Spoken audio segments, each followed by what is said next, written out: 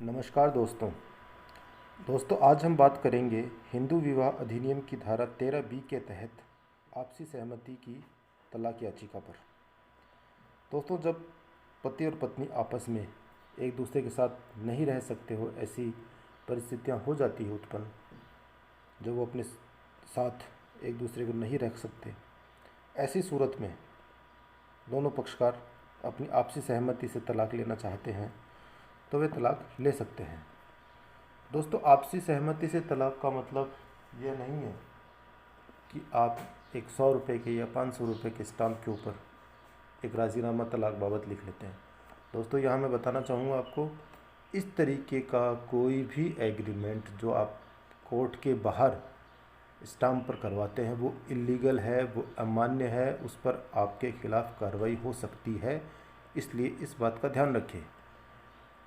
दोस्तों, अगर पक्षकार आपस में तलाक लेना चाहते हैं तो वो सीधे सीधे अदालत में आएँ, अपनी बात रखें और कोर्ट उनकी बात पर यदि संतुष्ट है तो वो है तलाक की डिग्री पक्षकारों को दे देगा। कोर्ट में जब दोनों पक्षकार स्वयं उपस्थित होकर कोर्ट के सामने अपनी याचिका पेश करते हैं तब कोर्ट की प्रोसीजर क्या होती है ये जान लीजिए। कोर्ट क्या करेगा? कोर्ट उनसे फर्स्ट मोशन के स्टेटमेंट नोट करवाएगा। फर्स्ट मोशन के स्टेटमेंट का मतलब होता है, कोर्ट उनसे ये पूछेगा कि भाई आप क्यों साथ नहीं रहना चाहते, ऐसी क्या परिस्थितियां हैं। तब दोनों पक्षकार अपनी अपनी परिस्थितियां बताएंगे, अपने अपने कथन कोर्ट में दर्ज करवाएंगे। कोर्ट में अपने अपने कथन दर्ज करवाने के बाद में कोर्ट दोनों कथनों को लिखकर और तलाक की याचिका पर अगली सुनवाई की तारीख अंकित करेगा। दोस्तों, अगली सुनवाई की तारीख कोर्ट जो है वो 6 माह की पश्चात की देता है। कोर्ट का ये मानना है कि 6 महीने तक यदि पक्षकार में आपस में सहमति हो जाती है साथ रहने की तो वे तलाक नहीं लेंगे। दोस्तों, यहाँ पे एक बात ज़रूर बताना चाहूँगा मैं कि ये 6 महीने की जो अवधि है उसको 18 महीने तक बढ़ाया जा सकता है, ऐसा कानून में प्रावधान है। 18 महीने तक अगर पक्षकार चाहें तो अपनी गृहस्थी को बचाने के लिए समय मांग सकते हैं। अब दोस्तों, 6 महीने बाद या अगली सुनवाई के बाद क्या होगा? अगली सुनवाई के बाद जब दोनों पक्षकार उपस्थित होंगे, कोर्ट उनसे पुनः पूछेगा कि भाई आप अब भी तलाक लेना चाहते हैं। वहाँ पर यदि पक्षकार तलाक लेना चाहते हैं तो वह अपने सेकंड मोशन के स्टेटमेंट रिकॉर्ड करवाएंगे और उसके बाद आगे की कार्रवाई होगी। तत्पश्चात कोर्ट संतुष्ट होकर उनको तलाक की डिग्री दे देगा। दोस्तों, यहाँ पे अब जो समस्या है जिसके लिए ये वीडियो मैंने बनाया है वो यहाँ पे आ सकती है। दोस्तों, 2 तरीके की समस्या यहाँ पे आती है। पहली तो ये कि दोनों पक्षकारों में से कोई एक पक्षकार कोर्ट में हाजिर नहीं हो रहा है, यानी कि सेकंड मोशन के समय यदि दोनों पक्षकार में से कोई एक पक्षकार हाजिर नहीं होता है और अपने सेकंड मोशन के स्टेटमेंट दर्ज नहीं करवाता है, तब क्या परिस्थिति होगी। और दूसरी समस्या ये जो कोर्ट के सामने आती है वह यह है कि पक्षकार हाजिर तो हो जाते हैं लेकिन सेकंड मोशन के समय की गई अपनी सहमति वापस लेना चाहते हैं, यानी कि अपने सहमति से पीछे हटते हैं और कहते हैं कि भाई जो फर्स्ट मोशन की सहमति थी वो तो मैंने कपटपूर्ण दे दी या मुझसे धोखे से ले ली गई। तो ऐसी परिस्थिति में क्या कानून के प्रावधान हैं और क्या कोर्ट कर सकता है ये जान लेते हैं।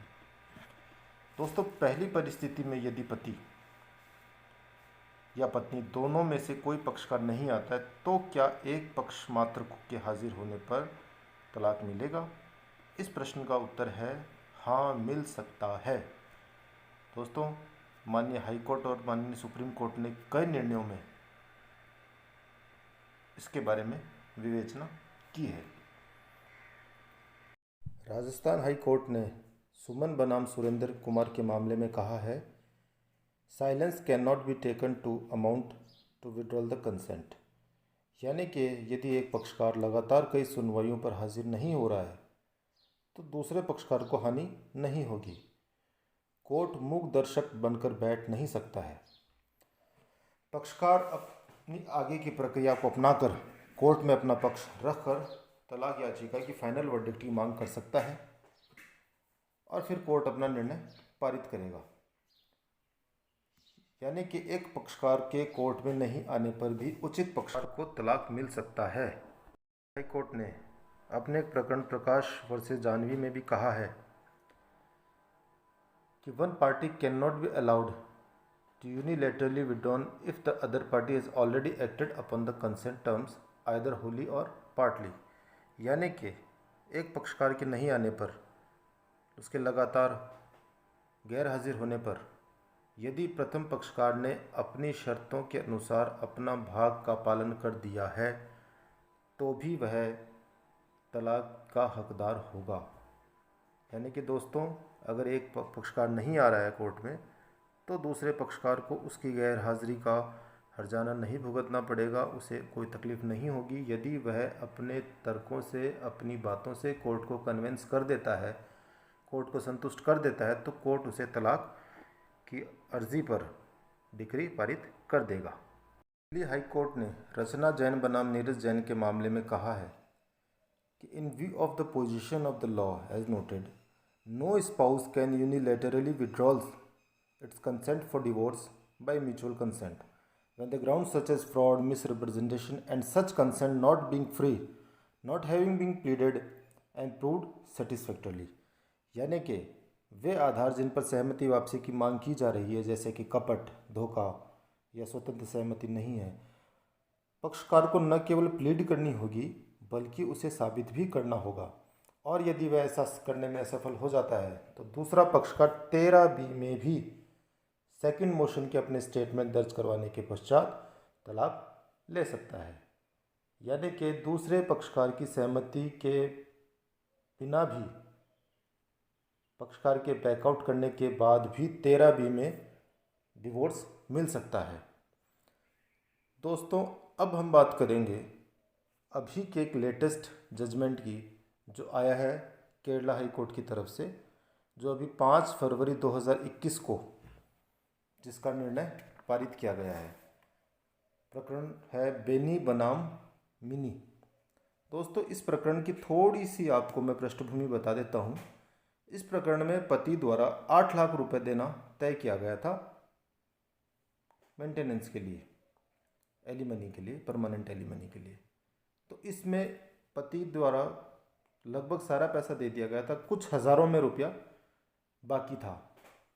तो पत्नी ने एक एप्लीकेशन मूव ऑन किया कोर्ट में और अपनी सहमति से बैकआउट करना चाहा, 13B को खारिज करवाना चाहा। इस पर कोर्ट ने कहा कि unilateral withdrawal of consent from joint divorce agreement can not be permitted. यहाँ पे दोस्तों कोर्ट ने डॉक्ट्रिन ऑफ एस्टोफल यानी कि विबंध के सिद्धांत को लागू करते हुए कहा कि जब पति के द्वारा अपनी शर्तों की पालना कर दी गई है और कुछ हज़ारों में रुपया बाकी है और वो देने को तैयार है, समय मांग रहा है, तो वह समय दिया जा सकता है। लेकिन सिर्फ ये कह देना कि कुछ रुपया बाकी है, मैं अपनी सहमति वापस ले रही हूँ, इस तरीके से पक्षकार का यह कथन कोर्ट ने मान्य नहीं किया और 13B में डिवोर्स की डिग्री पारित की।